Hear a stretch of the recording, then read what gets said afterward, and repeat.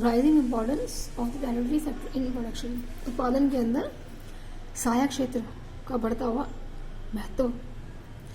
3 क्षेत्र हमने पहले पढ़े थे, प्राइमरी सेक्टर, सेकेंडरी सेक्टर और थर्ड सेक्टर, टेरिटरी सेक्टर, सहायक क्षेत्र, इसे सेवा क्षेत्र बोला जाता है। तो इसमें राइजिंग इम्पोर्टेंस क्या है इसका, मतलब इसमें जो प्रोडक्शन होता है उसको हम कैसे नापते हैं, इसमें लिए हुए लेन देन, इसमें दी हुई सेवाएं कितनी हैं, कितनी उनका कुल मूल्य क्या है, सेवाओं का कुल मूल्य क्या है, उन सेवाओं के कुल मूल्य का हम देखते हैं कि ये दूसरे सेक्टरों की अपेक्षा कितना बढ़ रही है। और the 40 years between 1973-74 to 2013-14 why production in all the 3 sectors has increased। आप देख रहे हो 73-74 में और 2013 और 14 में कितना प्रोडक्शन बढ़ा है, कितना प्रोडक्शन की बढ़ोतरी हुई है, बहुत ज़्यादा बढ़ोतरी हुई है। लेकिन it has increase most in the territory sector, लेकिन ज़्यादा टेरिटरी सेक्टर में बढ़ा ही है। ये आपका टेरिटरी सेक्टर है, देखो ग्रीन वाला, तो ये सबसे ज़्यादा बड़ा है। क्योंकि टेरिटरी सेक्टर की ज़रूरत हमें फर्स्ट प्राथमिक क्षेत्र में ही पड़ती है और सेकेंडरी सेक्टर में ही पड़ती है। ऐसा नहीं है कि आप इन सेक्टर्स को अलग रखते हैं और आप ये काम करने के बाद प्राथमिक क्षेत्र में काम करने के बाद या सेकेंडरी सेक्टर में काम करने के बाद आप उनको अलग सेवा जोड़ते हो, नहीं। इनकी ज़रूरत आपको पहले सेक्टर में भी है और सेकेंड सेक्टर में भी है। इनकी सेवा हर क्षेत्र में ली जाती है। आप अपने घर में भी देखो, आपको हर वक्त इन चीज़ों की, इन सेवाओं की जरूरत पड़ती है। एक आम आदमी को चाहे वो कुछ खरीदे या ना खरीदे, इनकी सेवा वो हमेशा लेता है। इनकी सेवा हर वक्त आपके काम आती है। मतलब ये सेक्टर हर वक्त फर्स्ट सेक्टर सेकेंड सेक्टर दोनों में यूज़ होता है। उनके प्रोडक्शन के वक्त भी यूज़ होता है, प्रोडक्शन के बाद भी आपको इनकी सेवा चाहिए। तो इस क्षेत्र में जो सेवाएं होती हैं उनकी से ज़्यादा ली जाती हैं। As a result, in the year 1314, the tertiary sector has emerged as the largest producing sector in India, replacing the primary sector. Primary sector के स्थान पर उसके बदले ये आपका यहाँ पर ज़्यादा आपकी देख लो आप ग्रोथ कितनी है थर्ड सेक्टर की। Why is the tertiary sector becoming so important in India? There could be several reasons. कई कारण है इसके बढ़ने के। और इसका प्रोडक्शन है, प्राइमरी का प्रोडक्शन ज़्यादा है तब उसकी सेवाएं चाहिए। अगर आपके पास कच्चा माल भी ज़्यादा प्रोड्यूस हो रहा है तब भी आपको इसकी सेवा चाहिए। काम के बाद में आपको इसकी सेवा चाहिए। अगर लोगों की आय बढ़ती है, उनकी डिमांड बढ़ती है हर फील्ड के अंदर, तो भी आपको इनकी सेवाएं चाहिए।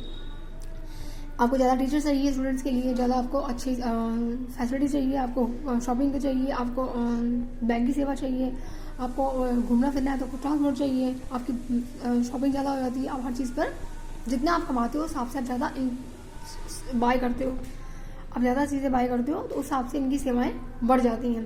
कम्युनिकेशन ज़्यादा चाहिए आपको, आप जितने अवेलेबल हो और जितना आप चीज़ें आप अवेलेबल हो सकते हो उस हिसाब से आप अपनी थिंग्स को बढ़ाते हो, तो आप इनकी चीज़ें आप ज़्यादा खरीदते हो, ज़्यादा फैसिलिटीज अपने आप लेते हो, तो इनकी सेवाएं बढ़ जाती है। First in the any country several services such as hospitals, educational institutions, post and telegraph services, police stations, courts, village administrative officers, municipal corporation, defense, transport, banks, insurance companies, etc. are required. इन सब field की हमें जरूरत पड़ती है अपने life के अंदर और हमेशा पड़ती है।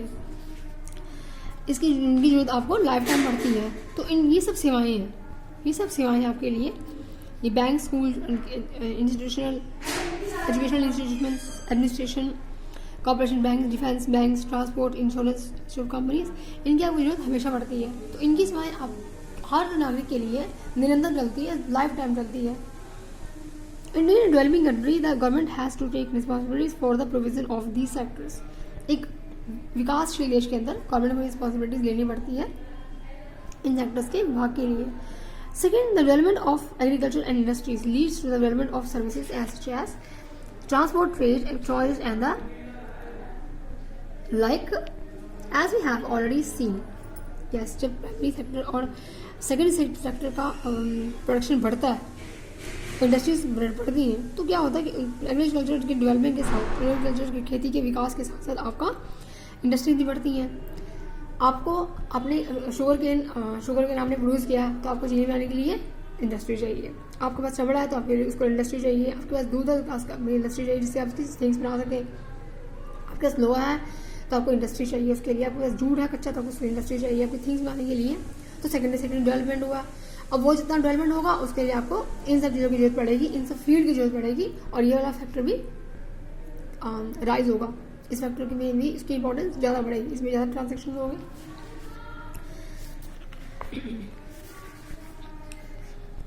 एक इकाई बढ़ने से, एक सेक्टर बढ़ने से दूसरा सेक्टर अपने आप बढ़ता है, क्योंकि वो उस पर डिपेंड है।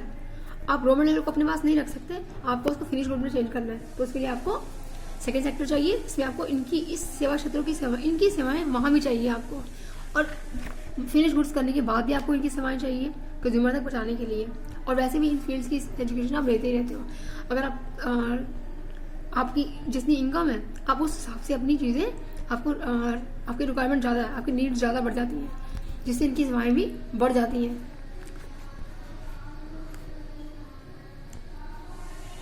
We have already seen greater the development of the primary and secondary sectors, more would be a demand for such services.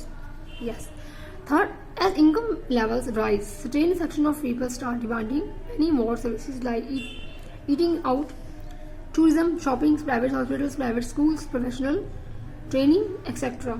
जैसे लोगों की आय बढ़ती है तो उनकी रिक्वायरमेंट बढ़ती है। एक गरीब आदमी है जो अपनी जरूरत की सामान भी पूरा नहीं कर पाता है, तो उनकी डिमांड कम होगी। लेकिन अगर वो कोई अपनी सर से ऊंचा काम करता है, उसकी आय बढ़ती है, तो डेफिनेटली वो दो चीज़ें और खरीदेगा।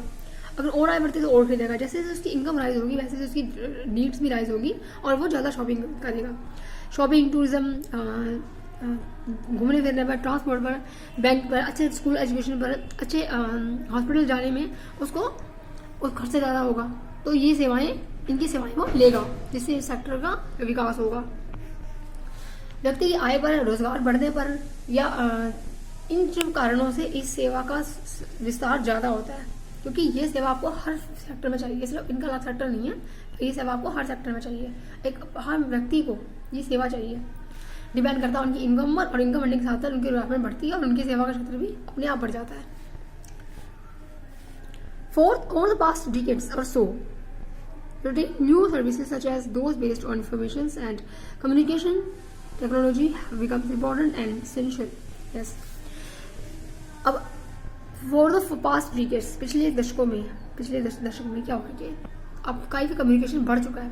आप देखिए पहले इतना कम्युनिकेशन नहीं था, एक मार्केट होती थी, फ़ोन भी नहीं होता था, तो उस हिसाब से अब आप देखिए कितना टेक्नोलॉजी बढ़ चुकी है, कितना विस्तार हो चुका है, कितना संचार बढ़ चुका है। आप एक सेकंड के अंदर देश के किसी भी कोने में, विदेश में किसी से भी बात कर सकते हैं। लोगों की रेंज बढ़ी है, लोगों का स्कोप बढ़ गया है, कम्युनिकेशन इतना बढ़ गया है, जिससे आप उसके भी ये भी क्षेत्र है। अब आपको हर क्षेत्र में, आपको हर सेक्टर में कम्युनिकेशन की जरूरत पड़ती है। आप अपनी रेंज बढ़ाते हो, आप अपनी लोगों से संपर्क बढ़ाते हो, और आपको कार्य क्षेत्र बढ़ता है।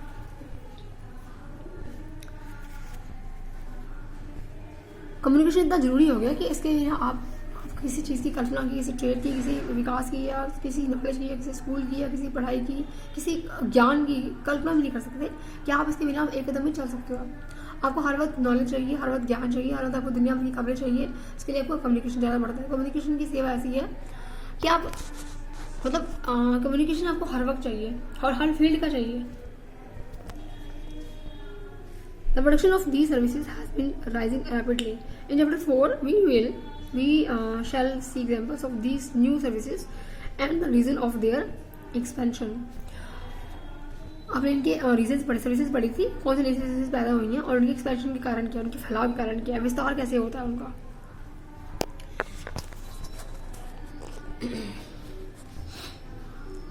However, you must remember that not all of the services sector is growing equally well.